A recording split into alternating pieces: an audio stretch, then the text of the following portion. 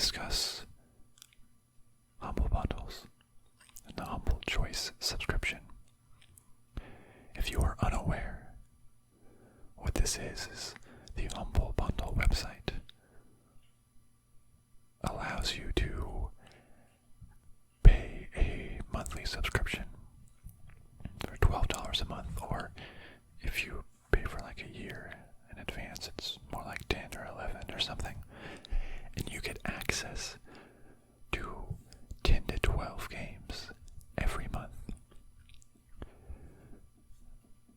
Usually they have a list of 12 games, and you're allowed to pick 10 of them for you to activate, but the previous month and this month, they allow you to keep all 12. And so my last video did pretty well, where I reviewed the games in the August Humble Choice bundle subscription, I suppose. And now I'm going to do the same with the September games. So what the decision really is that you always have the opportunity to pause a month and effectively save that $12 and instead allow just another month in the future. So what I like to do, I like to go through all 12 games. Really just think about if I would play them, if I would enjoy them, and then make a decision on whether to activate and get the 12 games, or to pause, save some money.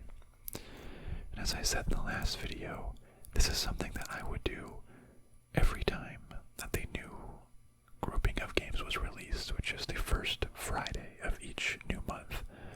I would always do this anyways, do investigations. So I thought, hey, why not just talk through it with all of you? I have this internal monologue anyways.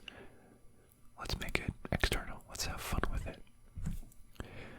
So I have Steam up, and I have all the list of games, and I'm going to go through each one by one, kind of give my thoughts on whether I like it, how it looks, and we're going to go from there. Let's see if we activate it or pause. So usually in this group of 12, there's a couple headliners. Usually the ones that are listed first. Like this has Golf with Your Friends and Generation Zero and Forager listed first. I think on the main page it has Forager and Generation Zero. I guess those might be the headliners. Golf with Your Friends. And then they have some more, mid-tier games and some lesser-tier games.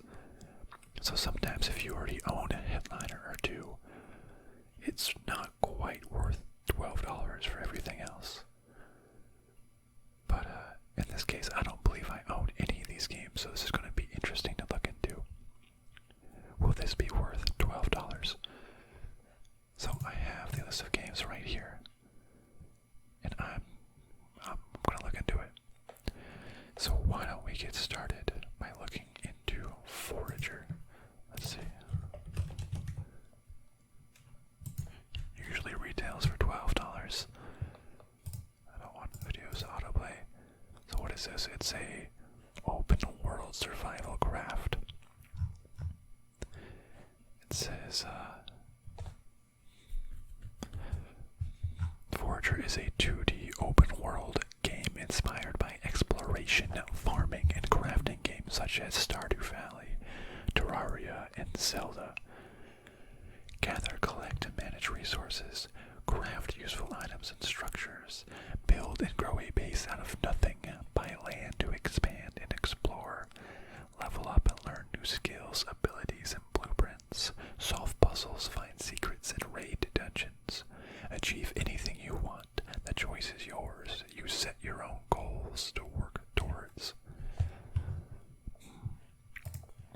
Gatherer, businesses, money, build things. I'm not usually a fan of the sort of 2D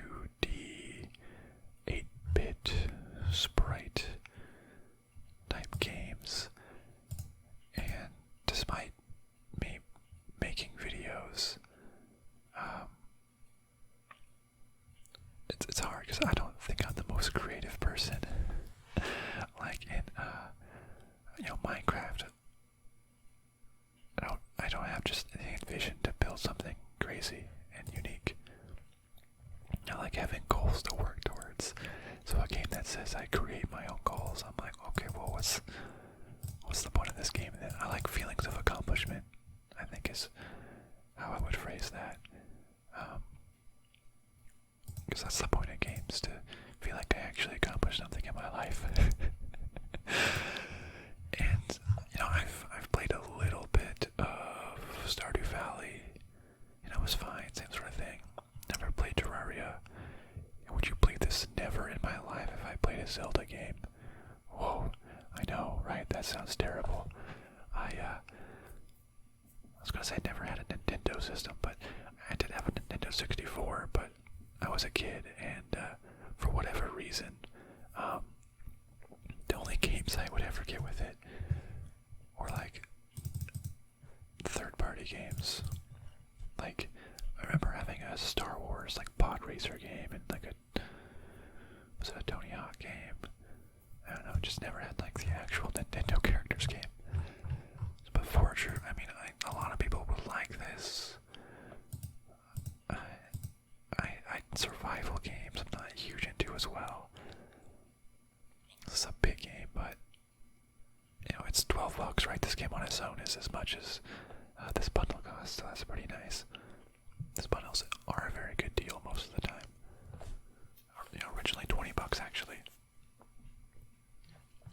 Will I play this game? I don't know. I'm not so sure. So let's look at what's next. Golf with your friends.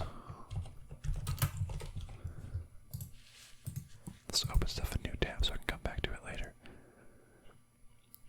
This says, why have friends if not to play golf with your friends?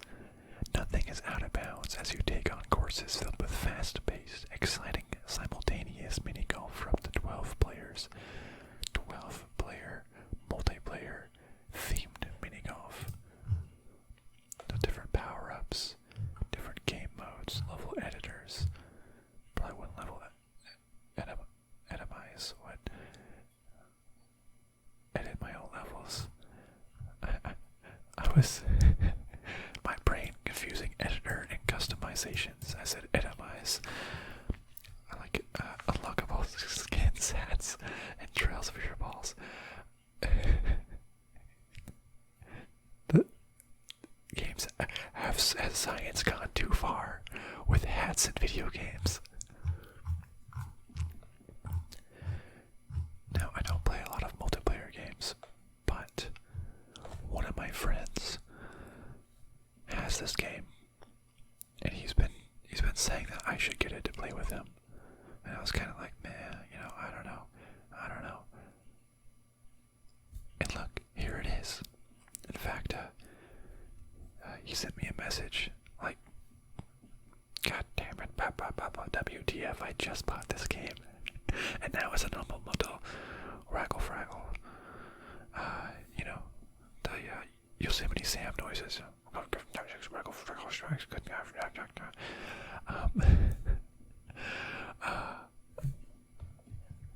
He's upset, that's okay. It looks pretty fun to me. I would like to play this game with a friend. I would like to golf with my friends, 12 people at once. That just sounds ridiculous. I remember having some other golf game. And it was a terrible game. Oh, vertiginous golf.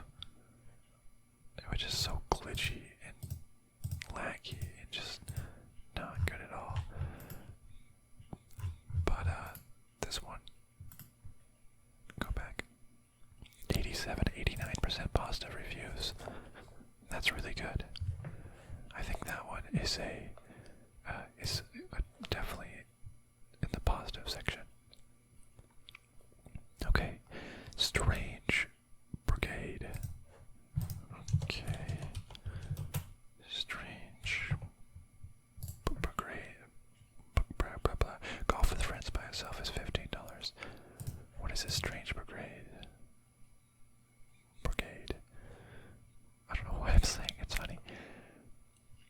This is a $50 game. What is this? Embark on an exotic journey into danger in this rip-roaring 1930s third-person adventure for 1 to 4 players.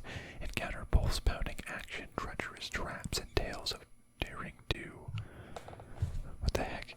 Who says rip-roaring, pulse-pounding action, treacherous traps, and tales of daring do? That sounds like a 90s commercial for, like, I don't know, Nerf guns or something. Rip-roaring action, or like Beyblades in the early 2000s. I guess maybe it's trying to make fun of the 1930s thing. I've never heard of this game. It's $50 right now, but a historical low is $9.35, $37. So it's not always a $50 game. Rebellion. I don't know who this. Oh, the people that made Sniper Elite. Interesting, interesting. Very, very interesting.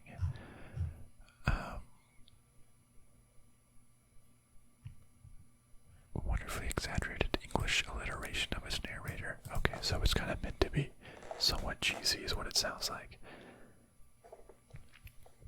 If you invest some time. One gripping adventure, 4 fearless fortune hunters, a legion of malevolent monsters, tons of terrifying traps, oodles of puzzling predicaments, and mesmerizing modes. Okay, now I can tell that they were trying to rip-roaring, pulse-pounding, treacherous traps, daring do. Oh, sounds like, you can kind of tell they were just gonna be silly for fun. I mean, the game looks okay. Looks fine. It has 83 all-time, 92% recent. That's actually pretty good. That's a lot better than I was envisioning for how kind of cheesy that this looks. I'm also using you can see this like current best historical low. This is from a, I believe, enhanced Steam Chrome extension. I forgot if this was on the store or if I downloaded this somewhere else. But that's how I'm able to see this information.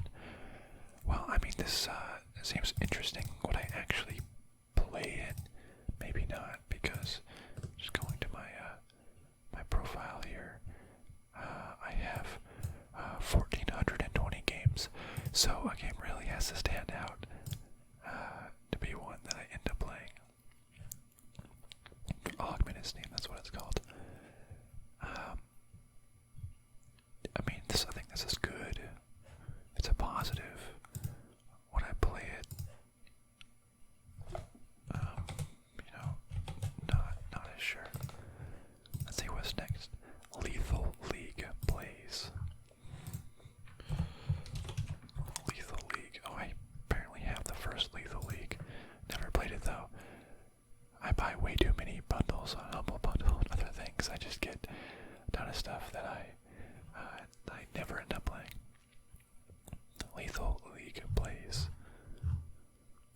Lethal League plays is an intense, high-speed ball game with unique characters, out-of-sight sounds, and none of that weak shit. In Shine City, the anti-gravity ball game has long been illegal. The group who kept playing was dubbed the Lethal League. Even now, with their sport pushed underground, players and crews compete in the league for challenge and respect. In the game, the goal is to beat your opponents with the ball. You can manipulate the ball to get the perfect angle and use your character's special moves to surprise them. But every strike speeds up the ball or even doubles its speed up to shatteringly extreme velocities. You can tag the ball to your color, but on those high speeds, the tables are turned quickly. You can play locally with your friends and foes, by yourself in the single-player mode, or battle it out online. Maybe I do recall seeing something like this. It's almost like extreme,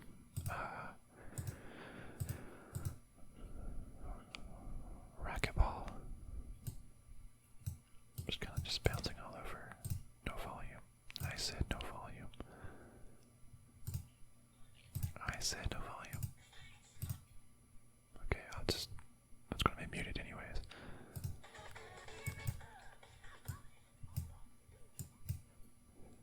It's not even, oh, so you just kinda hit stuff back and forth.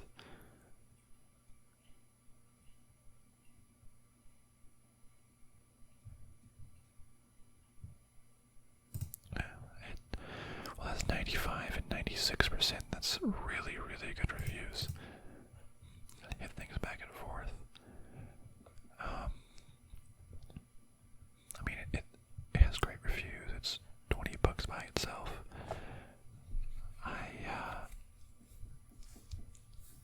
Would I ever really play it? I don't know. I don't play a lot of multiplayer games too often. I mean, it seems fine. It seems pretty good.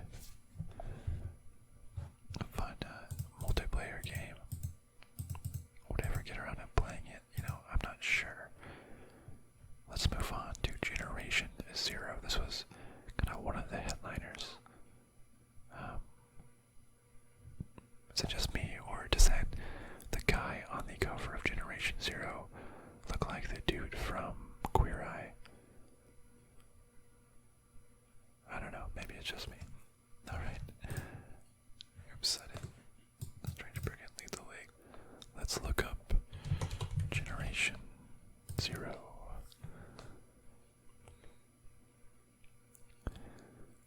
It's a open world survival game. Okay. Welcome to 1980s Sweden. The local population has disappeared and the hostile machines roam the streets. Explore the atmospheric open world as you attempt to survive and prepare to strike back. Play alone or together with up to 3 friends as you discover ways to defeat the invaders. Well, it has 77 and 67, so kind of mixed up, mostly positive reviews. It's 11:25 right now. You know, it seems I'm just not a huge fan of like survival open world games. Don't play. What? I gotta just mute this site. Something's playing somewhere. I'm just not a fan of like open world survival crafting type games.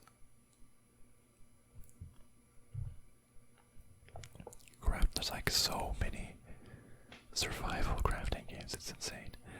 Survive in a hostile open world, stealth and strategy, cooperate to live. 1980s nostalgia. It's like loot and stuff.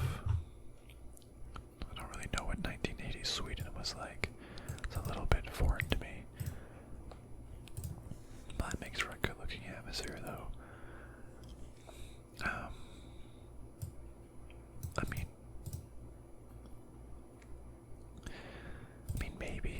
it looks kind of nice, the reviews. Let's see what people in the reviews have to say. This game is okay at best. Actually, let's go to most helpful reviews. It is a game. Sometimes it's survival horror. Other times it's a run and gun looter shooter. Occasionally it's a walking simulator. It's a very early access game where dead enemies ascend body and soul into heaven. Robots fade through solid walls. Want a finished, polished game? You're in for a bad time, except for what it is, you'll be rewarded. Let's start with the positives. Absolutely beautiful. Looks awesome. The atmosphere is really good with the engine. Multiplayer is fun, blowing up robots with friends. In an 80s themed game, it's a good idea and concept that could use some work. The negatives: game is super empty. It's lonely. There's no NPCs or anything to keep you busy, other than the quests. But the quests are lonely and repetitive, like a walk to a bunker, kill robots, and proceed to a field, kill robots, loot and gather some lore or something. It's repetitive. I feel like if they were to work on this game a bit more and really polish it up, it could have been a hit. The beginning was a lot of fun. There was some bugs. It got boring fast. You see patterns of opponents very fast and not much new things developed.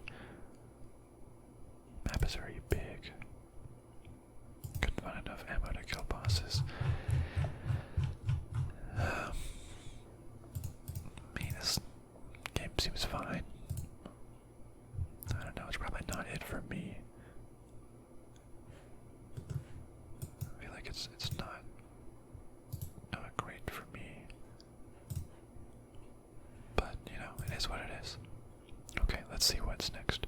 Yooka-Laylee and the Impossible Lair. I think I have. Is this like a DLC? I think I have the original. I think I got it on like the Epic Store for free. Yooka-Laylee and the Impossible Lair is a brand new 2.5D platformer from some of the key creative talent behind Donkey Kong Country. As the colorful buddy duo, you must tackle a series of stunning 2.5D levels and explore a puzzling 3D overworld rich with secrets and surprises. So 2.5D platformers.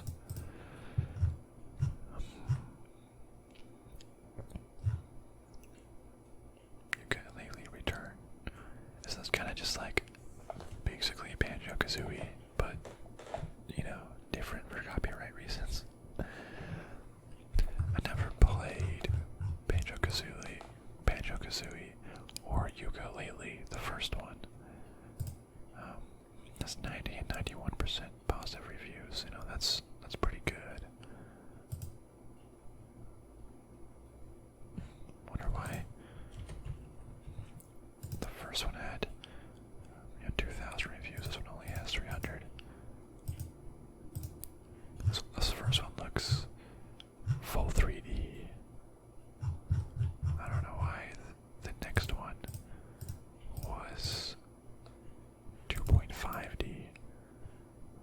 I mean, I think full 3D is better. Like this sort of like platforming thing here with spikes. You know, I'm not sold on this game. It may not be one that I would end up playing. It looks nice. I mean, I think I had Donkey Kong Country on my Game Boy back like 15 years ago or something. It seemed like I might be a bit old for this, but hey, a lot of people love games like this, right? So I'm not trying to gatekeep that only young people can play this game. If this is right up your wheelhouse, then absolutely go for it. But I don't quite think it's what I want. So let's keep on going. Next we got The Occupation. And would you know this? This game is on my wish list, actually. A $30 game.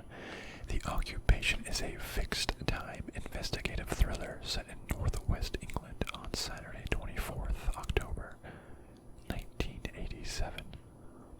Has 75% positive reviews. So this is on my wish list. Your role is to uncover evidence as a journalist by sneaking through restricted areas and questioning people on their actions through a series of one-on-one interviews. All this takes place in a detailed, systems-driven world where people will react to your actions and where time is your biggest enemy.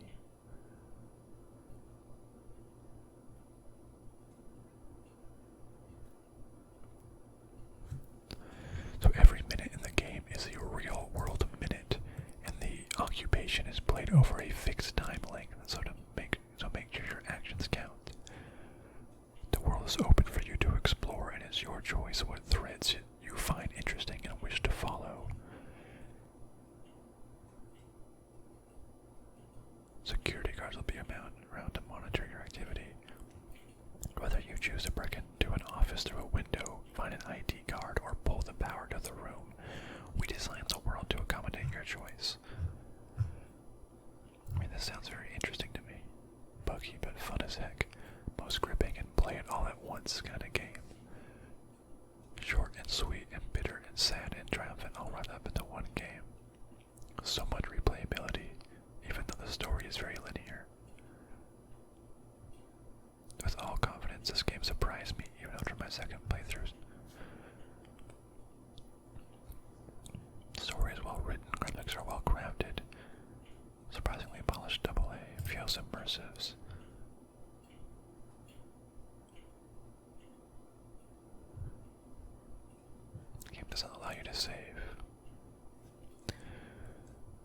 hours of Sims live from experimenting. However, your objectives in different ways. Okay.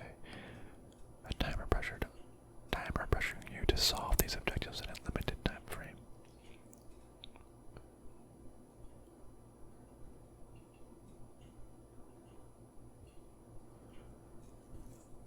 So there's a 5 or so hour playtime.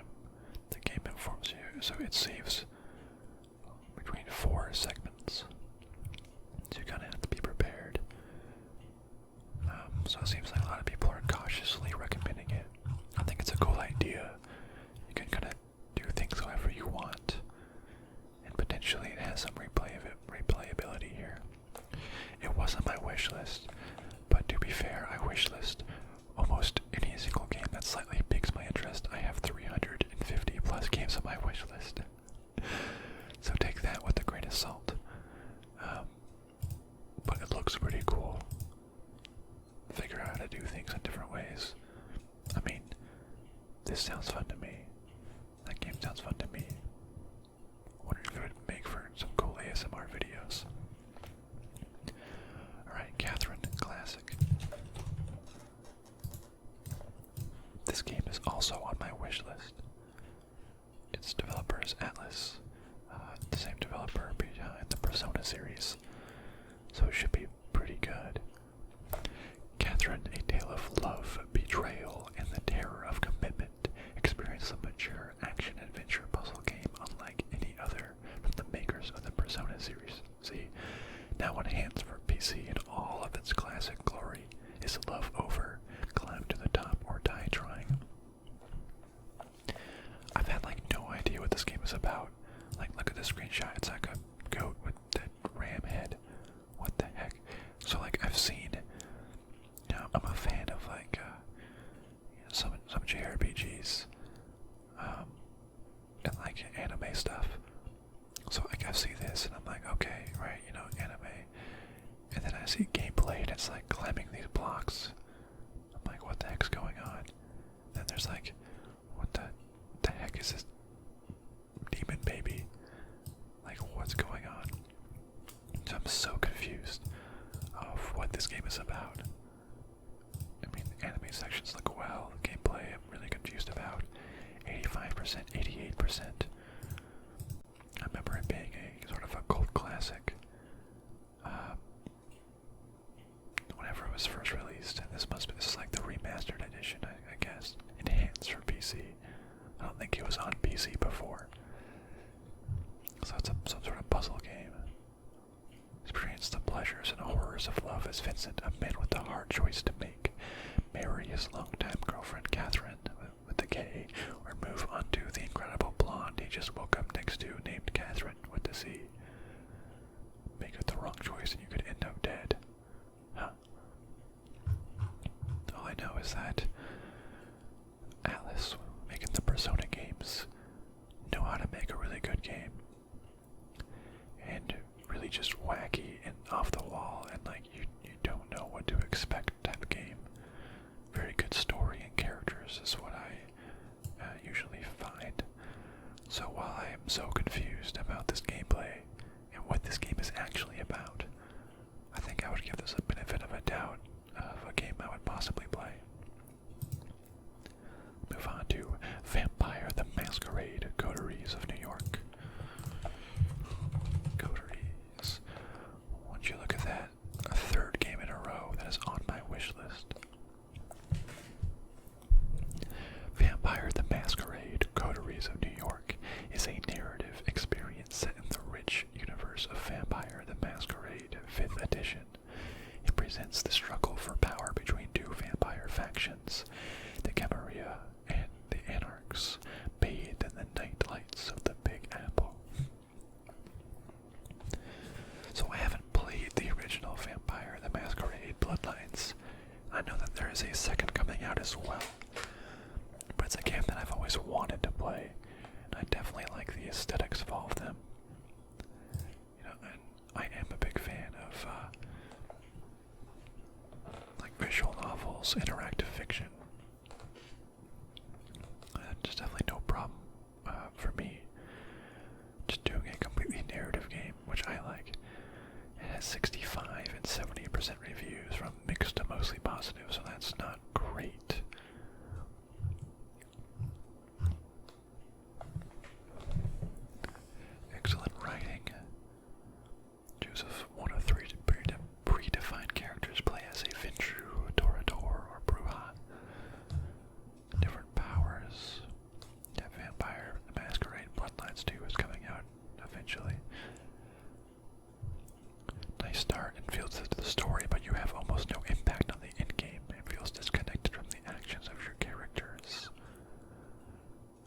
ups and downs of the game, I'll refrain. Let's see. You like Vampire the Masquerade? This is worth playing. Doesn't have a whole lot of replay value, maybe a second playthrough up till the end-game for missed quests, but it knocks it out of the park when it comes to atmosphere, tone, and characterizations. Maybe not worth $20, but has some good stuff. Pen and paper. I mean, I like narrative games. I haven't played the game that this is part of the universe for, but I want to. So I mean, this game is a plus for me.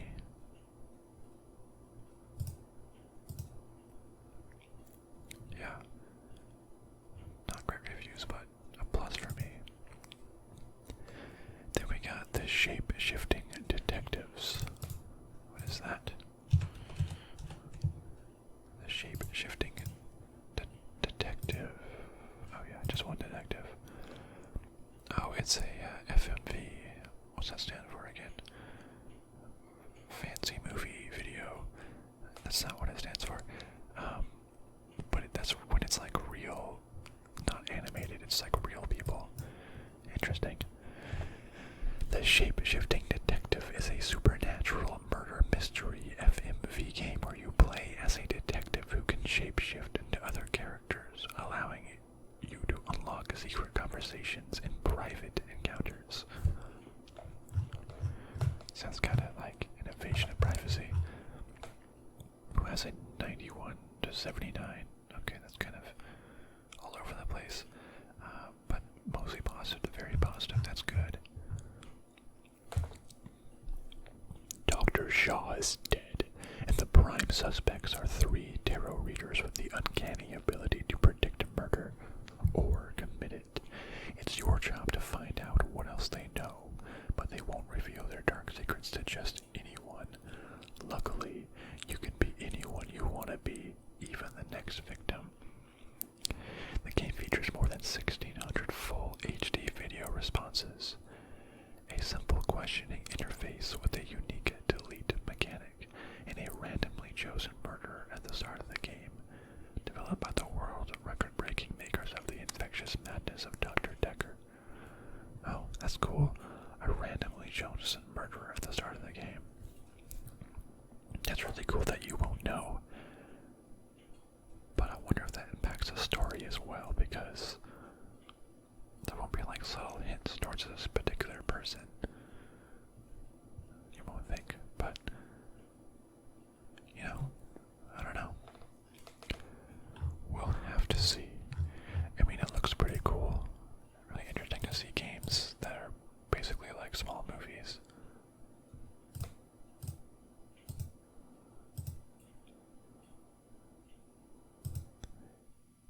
She's pointing a gun at us. I mean, I think it's looks really high quality. I'm down for this. Yeah, I like it. I like it. Evoland. Let's say Evoland Legendary Edition. Evoland Legendary Edition. Oh, this game's only $5. Okay. Evoland Legendary Edition brings you 2 great and unique RPGs with their graphic style and gameplay changing as you progress through the game. It has 88% reviews. Looks like a really old type RPG.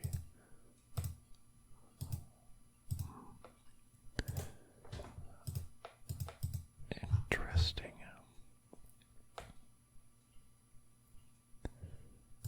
Ways are multiple games. Evoland 2 graphic style is changing as you travel through time, and as gameplay evolves as you move along. Oh wait, so it's 2 games. Okay. Evoland 2. Wait, Evoland 2 seems... Wait, is it 2D or is it 3D? Oh, the game is based on time travel. Oh. Graphic style and gameplay changing as you progress through the game. I see. Oh. So I'm like, this looks super old, looks kind of dumb.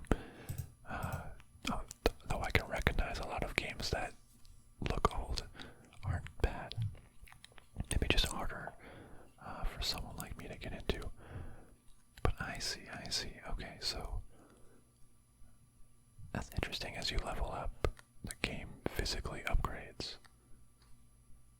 Huh, okay. That's a very, very interesting concept. So it has both games in the same package. Okay. For that one, it's a funny little satire, but probably not worth the money if you have Evoland 2. Well, I don't have either game.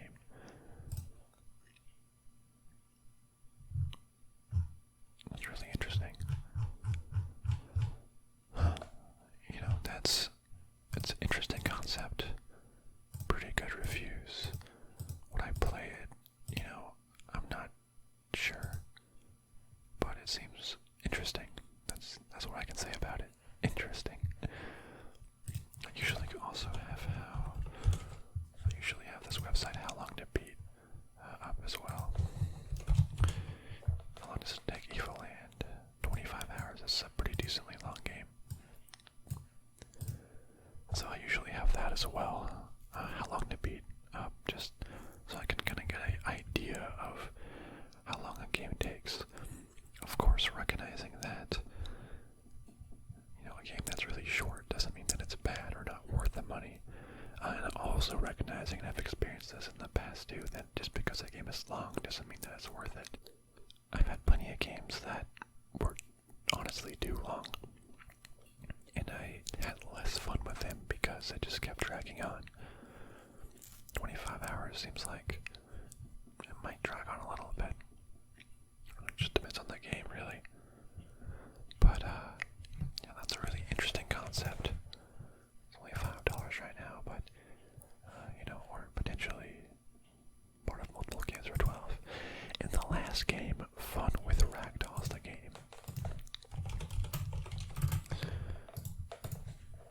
This is become a ragdoll and create your own environments in sandbox mode. Explore worlds created by others or just flop around your destructible sets.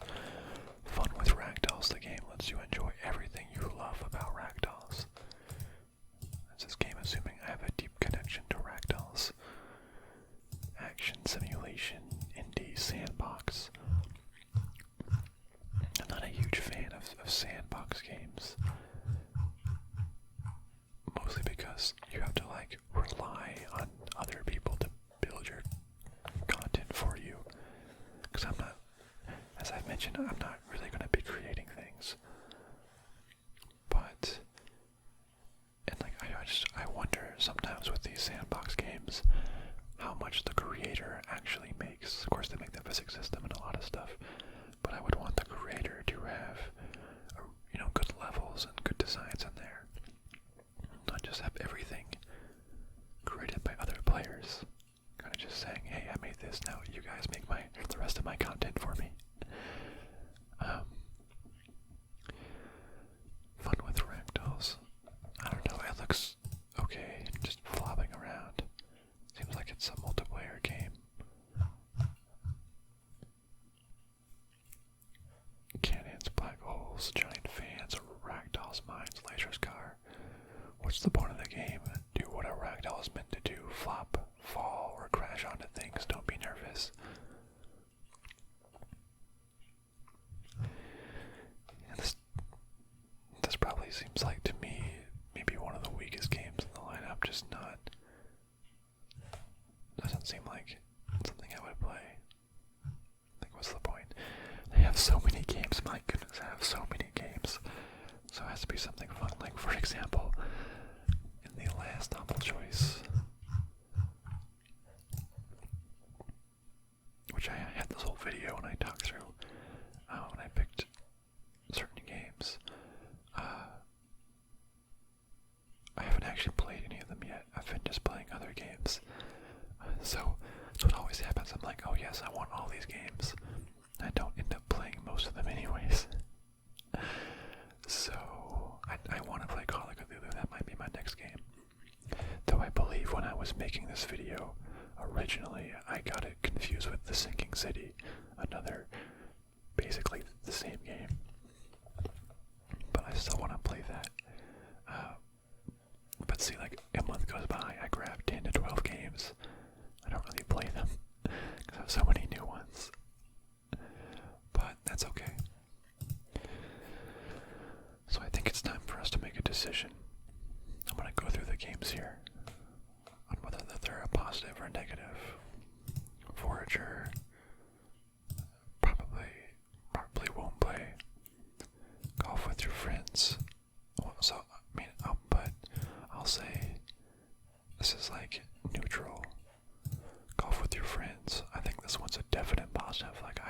friends that want me to play this with them.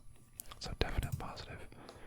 Strange Brigade seems kind of cool. I would say like a middling positive. Lethal League, probably, middling to negative. I probably won't play that. Generation Zero, neutral to negative. Probably won't play that. Yooka-Laylee, middle to negative. Probably won't play that. Occupation on my wish list. Probably will play. Catherine on my wish list. Probably will play. Vampire the Masquerade Coteries of New York on my wish list. Probably will play. Evoland Legendary Edition. Interesting concept. I'd probably just give this a neutral. And Fun with Ragdolls would probably won't play. So I have of the 12 games. 2, 3, 4, 5, 6, 7, 8, 9, 10, 11. Wait a second. What am I missing?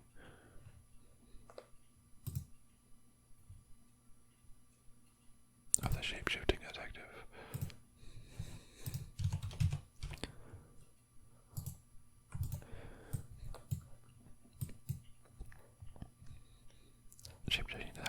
Shapeshifting Detective. That seems fun. I probably would play that. So we got, let's see, the one no, one yes.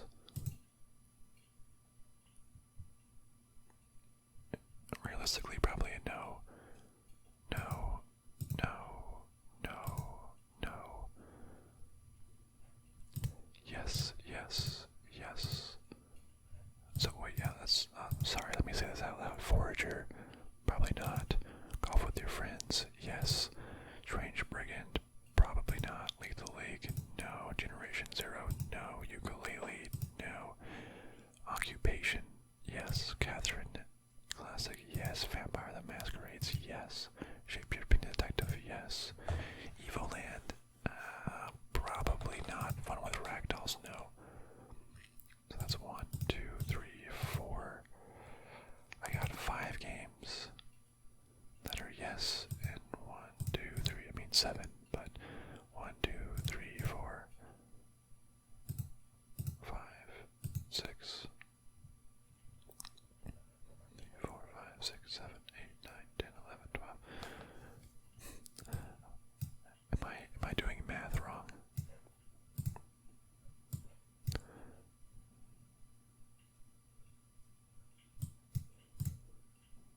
One, two, three, four, five.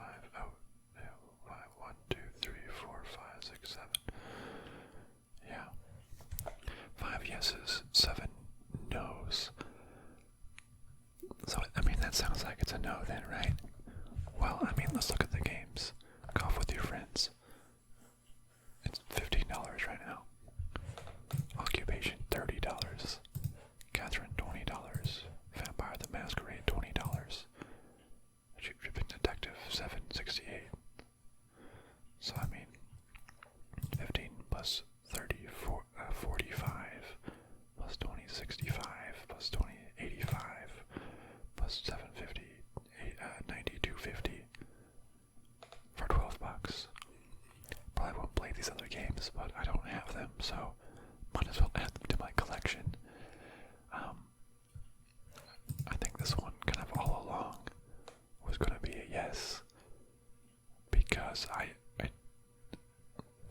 the real negative is when you already own some of the major games.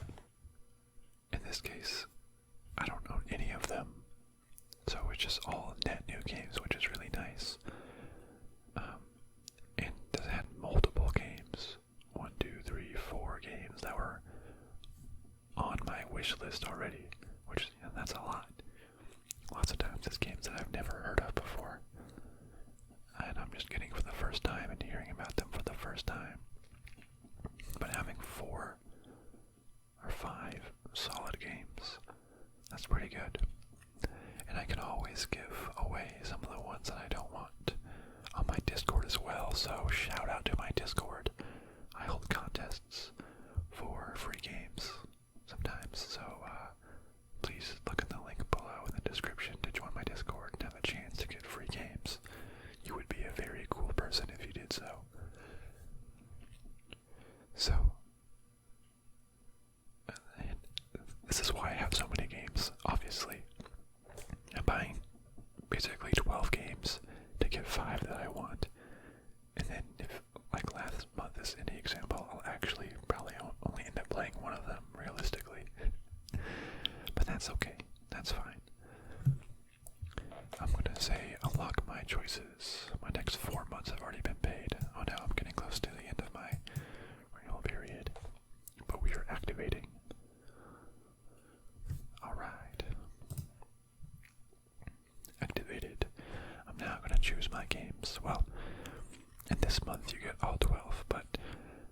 let's just think about this for example. Which games wouldn't I get? Typically, you pick 10 of the 12 is what you get. So I would pick, of course, the main 5 go with your friends. Occupation, Catherine, Vampire, the Masquerade, Coteries of New York, and the Shapeshifting Detective. I would pick Strange Brigade. I would pick Evoland. That leaves 3 games out of Forager, Generation Zero, Yooka-Laylee, Lethal League, and Fun with Ragdolls, the game. I would definitely not get Fun with Ragdolls, the game. So that one's out. And then I probably would get Forager. I would probably get Lethal League, that had really good reviews. So one of Generation Zero and Yooka-Laylee. I would maybe get Generation Zero because of the nice graphics, and leave Yooka-Laylee. I would have to do some more in-depth research if it came to that. But for the special for this month, you get all 12 games if you sign up now. So, I'm gonna get all these games, and you made me do it. So as I said, this is a process that I would have gone through anyways on my own, and I have been doing for a couple of years now, or however long I've had the subscription, and decided to make it into a video because I'm doing it anyways. So I think I'm going to continue this as a reoccurring series, and the next games are shown on the first Friday of each new month, so it will probably be on my Sunday video of each new month. You will see the new Humble Choice subscription decision